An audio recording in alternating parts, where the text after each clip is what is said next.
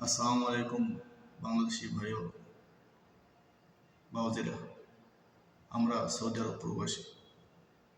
আমরা খুব বিপদে আছি, কারণ আমরা বাংলাদেশ থেকে যে এজেন্সিতে আমরা আইসি, এজেন্সির হাত দিয়ে আইসি, আমাদের নেই আকামা, নেই কাফেলা, আমাদের কিছুই করে দিচ্ছে না। আমরা যে বৈধ পথে টাকাগুলো পাঠাবো, এরকম কোনো পদক্ষেপ আমাদের নেই। আমাদের আকামা ছাড়া কোনো বৈধ পথে টাকা আমরা রেমিটেন্স পাঠাতে পারতেছি না।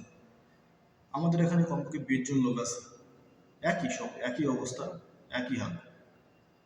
আমরা সরকারের কাছে আকুল আবেদন করছি, এইসব এজেন্সিগুলো সরকারিভাবে যেভাবে বাংলাদেশি ভাইরা যেন বিপদে না পড়ে, বাংলাদেশি ভাইদের বিশাল বিপদে ফেলছে এই এজেন্সিগুলো।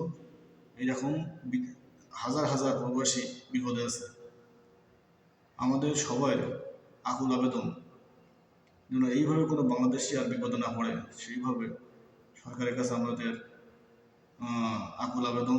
আমরা চাই যে এইসব এজেন্সিগুলো আইনি আওতায় এনে কঠোরভাবে শাস্তির ব্যবস্থা করুক, তাহলে আর কোনো বাংলাদেশি ভাই বিপদে পড়বে না।